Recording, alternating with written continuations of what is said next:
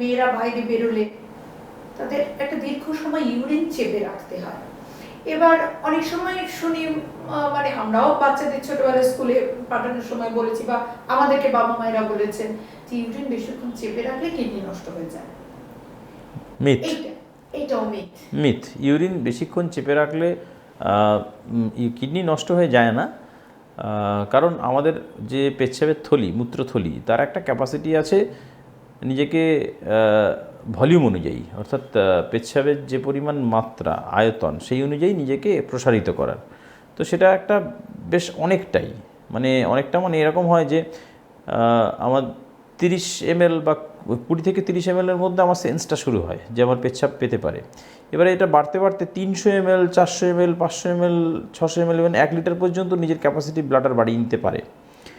সেইটা যদি এরকম হয় যে এটা আটকে গেল, মানে পেচ্ছাপ আর হলোই না, তখন সেক্ষেত্রে কী হয় না, ওই পার্মানেন্ট একটা চেঞ্জ আমার ব্যাক প্রেশার দেয়, দিয়ে তখন কিডনির উপরে গিয়ে চাপ দেয়, তখন কিডনি ফুলে যায়, দিয়ে নষ্ট হয়ে যায়।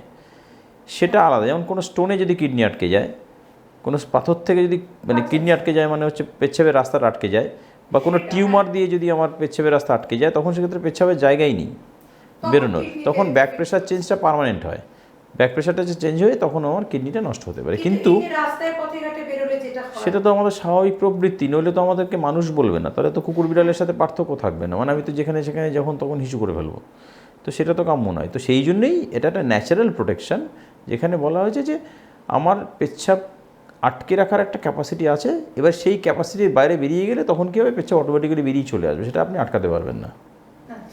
আর একটা মিথ এখানে আছে, সেই মিথটাকে বলা হয় যে যেখানে সেখানে পেচ্ছাপ করলে নাকি ইনফেকশন হয়ে যায়। এইটাও মিথ। এটা মিথ কীরকম, যে পেচ্ছাপ আমার আমার আমার যখন জলের একটা ফ্লো হয়, সেই জলের ফ্লোয়ের সাথে উল্টো দিকে যাওয়াটা খুব কঠিন, তাই তো? তাহলে আমি যদি ধরে নিই যে আমার যে বাথরুম, সেই বাথরুমে প্রচুর পরিমাণে ব্যাকটেরিয়া আছে, খুব নোংরা, তো সেটা আমার শরীরে ঢুকতে গেলে আমার জলের ফ্লোটা বা যেটা আমার দিকে আসার কথা, তা আমি যখন পেচ্ছাপ করছি তখন তো ফ্লোটা বেশ ফোর্সেই যায়, সেটা উল্টো দিকে যায়, মানে আমার শরীর থেকে বাইরের দিকে। তাহলে সেক্ষেত্রে আমার ব্যাকটেরিয়া কীভাবে উপরের দিকে উঠে আসবে?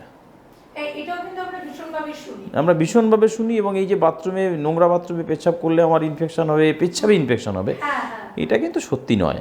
তাহলে এই ইনফেকশন যেটা ইউরিনে হয় জেনারেলি, এবং এটা মেয়েদের একটু বেশি হয় দেখা যায়, তা এটা কি তাহলে ইন্টারনাল কোনো কারণ থেকে? মেয়েদের ক্ষেত্রে মানে এই ভগবানের আবার সেই মানে এটা একটা সৃষ্টি, মানে মেয়েরা, মানে এটা একটা অদ্ভুত, মানে কি বলবো, মানে এটা দারুণ একটা সৃষ্টি, যে সৃষ্টিতে মেয়েদের যে পেচ্ছাপের যে রাস্তাটা, সেই রাস্তাটাও একটু অন্যরকম, মানে পুরুষের মতো নয়।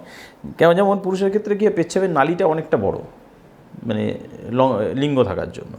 মেয়েদের ক্ষেত্রে কী হয়েছে, লিঙ্গ নেই, যার ফলে কী হয় না, রাস্তাটা খুব ছোট হয়, যার ফলে কী হয়, এই যে রাস্তাটার সাথে আমাদের এক তো ওই চত্বরে যে জননতন্ত্র, সেইখানকার জায়গাটাও খুব একসাথে থাকে আর কি, যার ফলে ওখানে প্রচুর পরিমাণ ব্যাকটেরিয়া থাকে, যে ব্যাকটেরিয়াগুলো হঠাৎ হঠাৎ করে শরীরে এগেনস্টে কাজ করতে থাকে, ইনফেক্টিভ হয়ে যেতে পারে। এছাড়া পেচ্ছাপের রাস্তার সাথে পটির যে রাস্তা, পায়খানার যে রাস্তা, সেটা ছেলেদের ক্ষেত্রে স্বাভাবিকভাবেই অনেকটা দূরত্ব মেনটেন করে, প্রায় মানে লাগেই না, কিন্তু মেয়েদের ক্ষেত্রে এই ন্যাচারালি এত কাছাকাছি থাকে, যার ফলে পটির যে নোংরাগুলো বা ব্যাকটেরিয়াগুলো, সেইগুলো ওখান থেকে মাইগ্রেট করে ইউরিনের মধ্যে আসার সম্ভাবনা খুব বেশি, এবং যে কারণে খুব সহজেই ওখান থেকে ব্যাকটেরিয়াগুলো এসে ইনফেকশন করতে পারে। তো এইটা, তার সাথে সাথে বিভিন্ন সময় এই যে ঋতু পরিবর্তন হয়, বিশেষ করে রিপ্রোডাক্টিভ এজ গ্রুপে যে মেনস্ট্রুয়াল সাইকেল হয়, সেই সাইকেলে ওই বায়োকেমিক্যাল চেঞ্জেস হয় এই এই এই পেচ্ছাপের রাস্তার জায়গাটাতে, তো যার ফলে এই বায়োকেমিক্যাল চেঞ্জের সাথে সাথে ব্যাকটেরিয়া বা ফাঙ্গাস যেগুলো থাকে, সেগুলো নিজেদের মতো করে ওই হরমোনাল চেঞ্জের সাথে সাথে বা বায়োকেমিক্যাল চেঞ্জের সাথে সাথে নিজেকে প্যাথোজেনিক, অর্থাৎ ইনফেক্টিভ করে ফেলতে পারে, নিজের শরীরের এগেনস্টে কাজ করিয়ে দিতে পারে। তো যার ফলে এই এতগুলো কারণের জন্য মানে মেয়েরা, বিশেষ করে যাদের রিপ্রোডাক্টিভ এজ গ্রুপের মধ্যে, যাদের প্রজনন বা বাচ্চা নেওয়ার ক্ষমতা আছে, তাদের খুব ফ্রিকুয়েন্টলি ইনফেকশনের চান্স বেশি আর কি ইউরিনে।